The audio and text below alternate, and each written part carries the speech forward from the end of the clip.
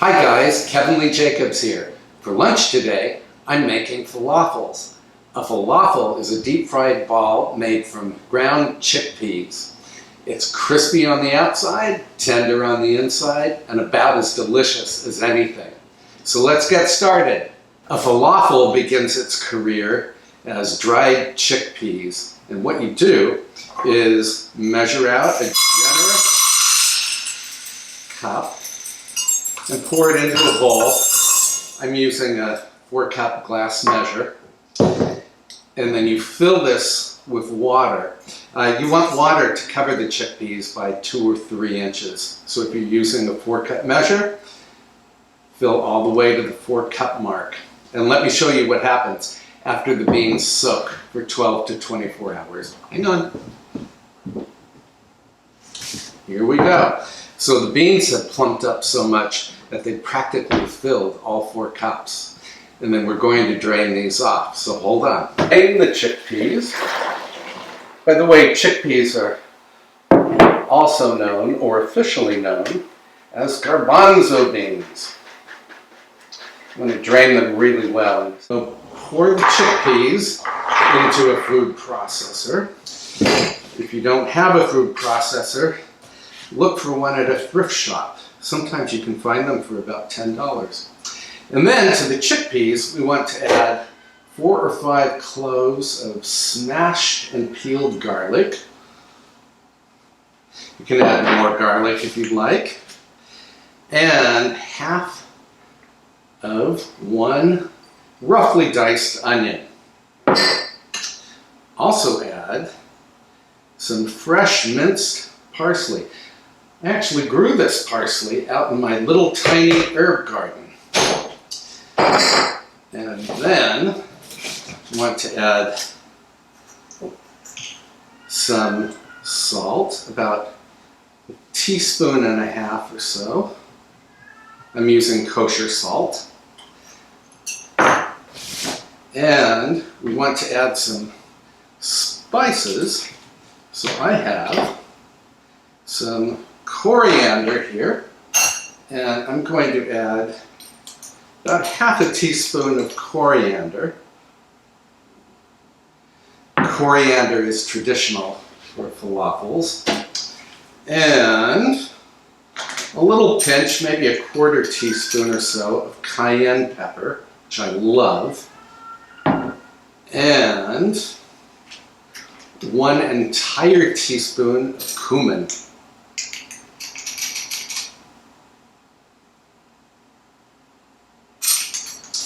And since I have sage in my garden, this is variegated sage, I think I'm going to just rip up some of these leaves and throw them in.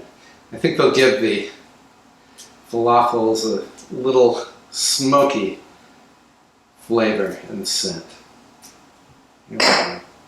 Just an experiment. You do not have to add sage leaves if you don't have them. Then we are going to add chickpea flour. And if you don't have chickpea flour, you can use regular all-purpose flour. 1.5 tablespoons.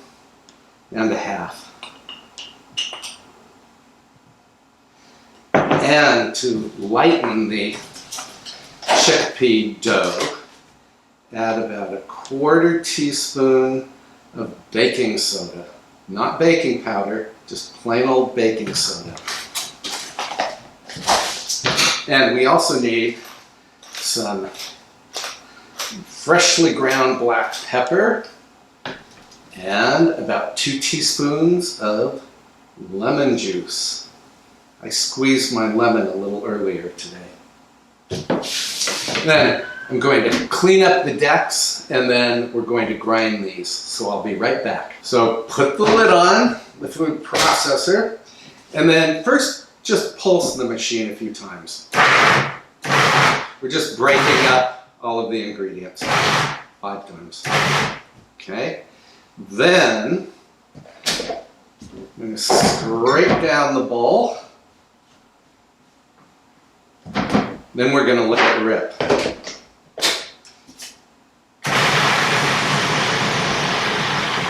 We want to grind the chickpeas and the other ingredients enough so that they'll hold together. Give it a test. Ooh, this is looking good. But I have to grind it a little bit more. I think it's still a little too rough textured. So another spin. This is perfect. Let's have a look. By the way, never reach into your food processor to test whatever you're making. I did that once and I cut my finger really badly on the serrated blade. Took a whole roll of paper towels to stop the bleeding. So this is what we are looking for. A ground mixture that holds together when pressed in the palm of your hand. And now we're going to transfer this to a bowl because we want to refrigerate this mixture for 10 minutes or so. That will give us enough time to heat our oil to 350 degrees Fahrenheit. So put it in the bowl, press it down. My cat is scratching the window. Tiger, tiger, tiger. Hang on, I'll be right back. And cover the bowl with a sheet of plastic wrap. And again, just pop it in the fridge long enough to heat the oil to 350 degrees Fahrenheit. If you'd like, you can make this well in advance, even a couple of days in advance. Just keep it in the refrigerator. You could form the chickpea dough entirely by hand by just rolling the dough between your palms, but it's much easier if you have a little ice cream scoop. This scoop is 1.5 inches in diameter and it's perfect for falafel making. So just pack the dough into the scoop and drop it onto a sheet of parchment paper. Pack. Drop, pack, drop. And I'm going to finish forming these and then we're going to fry our falafels. Would you believe that from that 1 cup of chickpeas, I actually got 20 falafels? Even I'm amazed. So we're ready to fry them. And to avoid splattering, I'm going to put the raw falafels, I'll start with just 3, in what's called a spider. And here we go. Sizzle and bubble. And these need to cook, about 3 or 4 minutes until they're definitely brown and definitely crispy. Okay, these have been frying for 3 minutes. They look perfect. They're brown and too hot to bite into, obviously, but I can already tell they are crisp. So I'm going to just toss them onto the paper towel lined baking sheet. And then I'll continue frying the rest of the falafels. And I'll show you the finished product. So I'll be right back. Here are the completed falafels, beautifully fried, and I have to tell you, they smell as delicious as they look. So I'm going to arrange these on a plate with some special sauce, and I'll be right back. So here's one way to serve falafels. Very often falafels are put in pita bread, the pita pockets with lettuce and tahini sauce. I'm serving mine very simply with something called Tzatziki Sauce.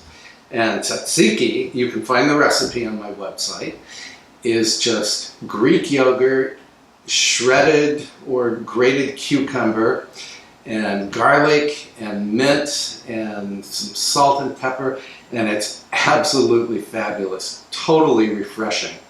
So So I'm going to take a bite from one falafel. I hope you can hear that crunch. Totally delicious. And just look at the green inside. That's from the parsley from my garden. And also some of the green color comes from the sage that I also pluck from the garden. So I hope you'll give falafels a try. As you've just seen, they are really simple to make. And you don't have to be afraid about deep frying. All you need is a pot, some vegetable oil, and a candy thermometer. Be sure to heat the oil to 350 degrees so your falafels will not be greasy. And if you like this video, please subscribe, and I'll see you next time with another delicious recipe. Bye for now. Hey, I'm back, and I'm still eating. I hope you'll leave a comment below because I love to hear your thoughts when I make videos. Again, I'll see you next time. Bye-bye.